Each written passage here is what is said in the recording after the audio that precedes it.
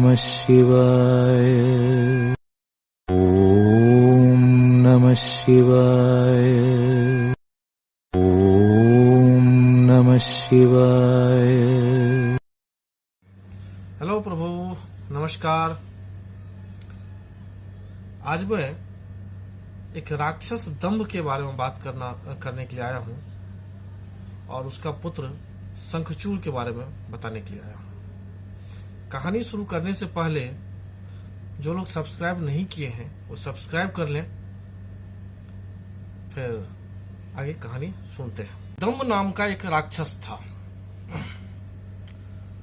दंभ एक पराक्रमी राक्षस था, लेकिन वो दुखी रहता था क्योंकि उसका कोई संतान नहीं था। फिर उसने घोर तपस्या किया, काफी तपस्या किया। उसके बाद विष्णु भगवान खुश हुए और बोले, बोलो वत्स, क्या वरदान मांगते हो? तो उन्होंने कहा, मुझे एक ऐसा पुत्र चाहिए जिसका कभी पराजय न हो, हमेशा जय हो, हमेशा जीतता ही रहे, कोई उसको हरा नहीं सकता हो।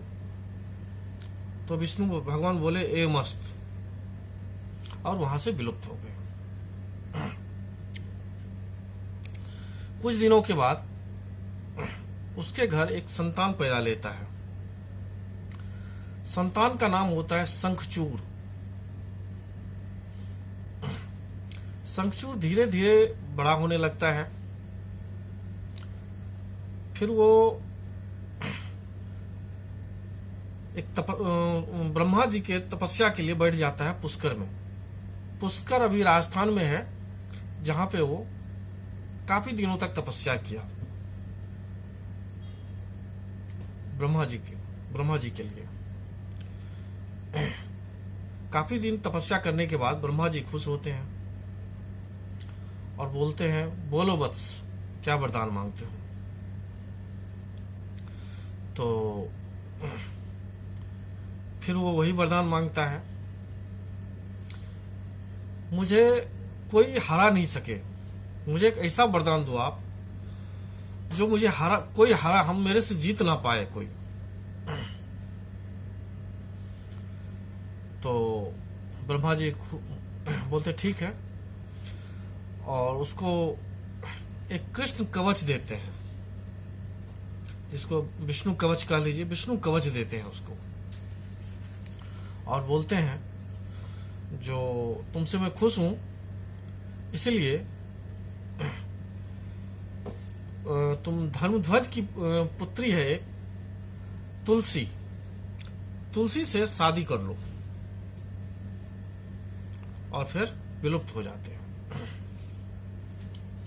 फिर शंखचूड़ तुलसी से शादी करता है,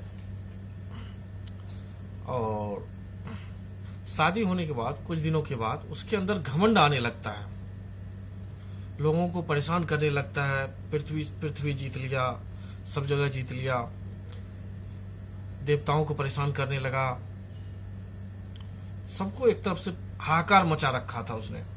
तो पूरे पृथ्वी पे स्वर्ग में हर जगह हाहाकार मचा रखा था। तो सभी देवता परेशान होकर के विष्णु भगवान के पास जाते हैं और फिर सारी बात बताते हैं। विष्णु भगवान बोले, मैं उसके पिता को वरदान दिया हूं, इसलिए मैं इसमें ज्यादा कुछ मदद नहीं कर पाऊंगा। ऐसा करो, ब्रह्मा जी के पास चले जाओ। फिर सभी देवतागण ब्रह्मा जी के पास जाते हैं।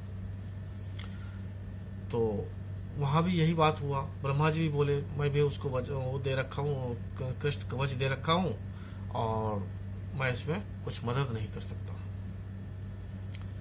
फिर परेशान होकर के सभी देवता महादेव के पास जाते हैं, भोलेनाथ के पास जाते हैं, शिव शंकर के पास जाते हैं। तो भोलेनाथ बोले, कोई बात नहीं, मैं युद्ध करूंगा उससे। और फिर भोलेनाथ उससे युद्ध के लिए चल दिए। भोलेनाथ काफी दिनों तक युद्ध किए, लेकिन उसको पराजित करना मुश्किल था। कारण क्या था? उसके साथ एक तो कवच था, दूसरी बात उसकी पत्नी जो थी सती थी, बहुत बड़ी सती थी।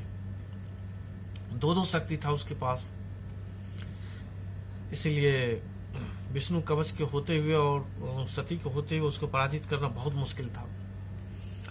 तो फिर भोलेनाथ फिर विष्णु जी के पास आए, फिर विचार विमर्श किए क्या करना है। तो फिर विष्णु जी एक गरीब ब्राह्मण का भेष धारण करते हैं और भेष धारण करके उसके शंखचूड़ के पास जाते हैं और उससे दान में कवच ले लेते हैं। कवच ले लेने के बाद वो कमजोर हो जाता है थोड़ा, और फिर वो शंखचूड़ का ही, विष्णु भगवान शंखचूड़ का ही रूप धारण करके शंखचूड़ के घर पहुंच जाते हैं। तो तुलसी अपना पति समझ के उसको प्रणाम करती है। इस तरह से उसके पति का भी, पत्नी का भी, मतलब तुलसी का भी पतिव्रत जो है वो हरण कर लेते हैं। तो अब जो है काफी कमजोर हो गया, शंखचूड़ काफी कमजोर हो गया। सतीत्व भी खत्म हो गया उसके पत्नी का, और इसका कवच भी चला गया। फिर शंकर भगवान भोलेनाथ उसको भस्म कर देते हैं। भस्म करने के बाद जो उसका अस्थि होता है, हड्डी होता है, उससे शंख का निर्माण होता है। और चूंकि शंखचूड़ विष्णु भगवान के भक्त थे, ब्रह्मा जी के भक्त थे, इसीलिए शंख से सभी देवताओं को जल अर्पित किया जाता है। लेकिन भोलेनाथ के दुश्मन थे, भोलेनाथ ने उनका वध किया था, भोलेनाथ ने उसका वध किया, जिसके वजह से भोलेनाथ को पसंद नहीं है शंख के द्वारा जल अर्पित करना। इसीलिए आप देखे होंगे कहीं भी पूजा होता है तो शंख से सभी देवताओं को जल अर्पित करते हैं, लेकिन भोलेनाथ को शंख से जल अर्पित नहीं किया जाता है। चलिए, थैंक यू।